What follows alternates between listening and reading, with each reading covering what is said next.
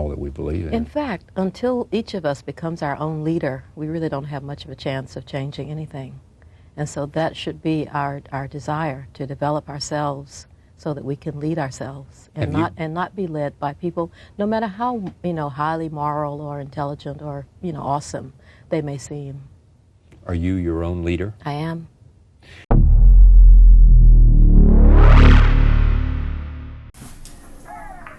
Oh, there's so much to talk about.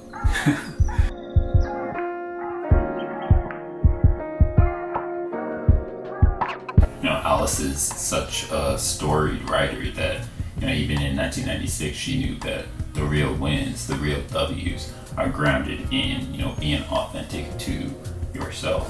What makes her comments so unique is that she's not speaking to leading groups or being a role model.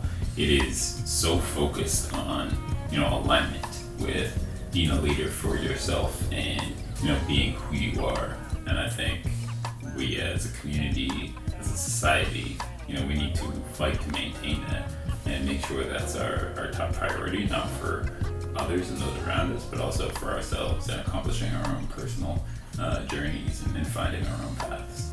But realistically, I believe the world is, as it is today, is really less about, individuality, or should I say there's less room for individuality.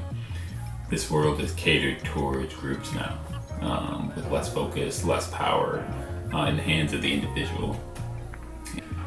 George Carlin said, somewhere along the way, someone is going to tell you there is no I in team.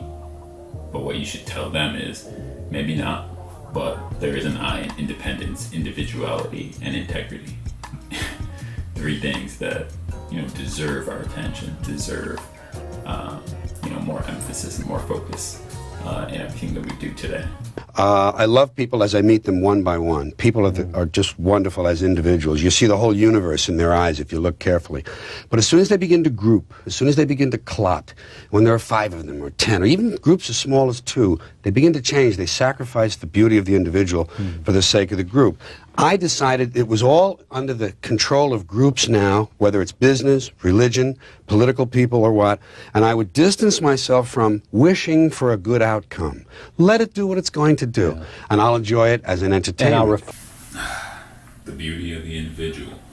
Such a gorgeous statement. Now, George Carlin is, someone that I wish that I followed, read about, discussed when he was alive.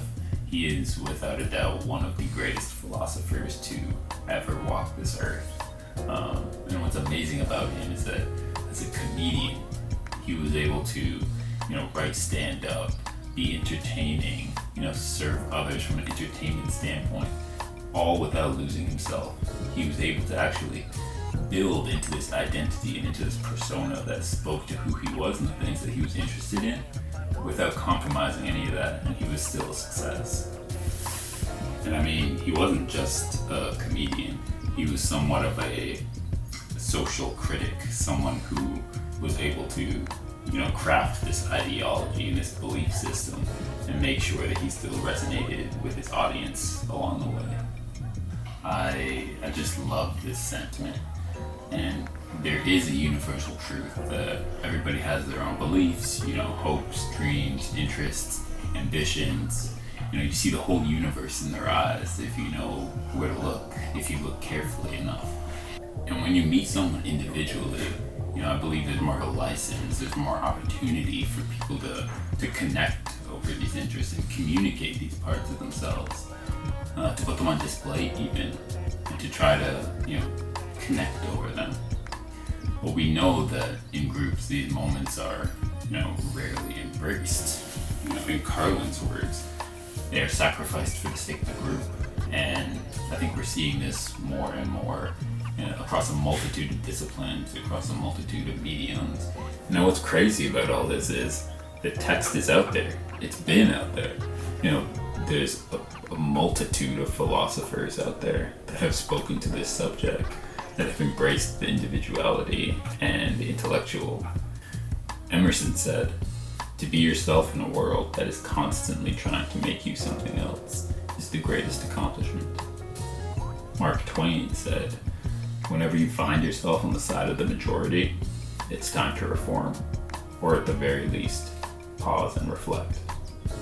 Schopenhauer said, "What the herd hates the most is the one who thinks differently." And even, philosophers of our time currently, especially in the creative arts industry, Rick Rubin, he said the world is only as free as it allows its artists to be. And it's so true. I mean, the more artists, the more free thinkers there are, the more opportunity there is for, transformational ideas and things that are rare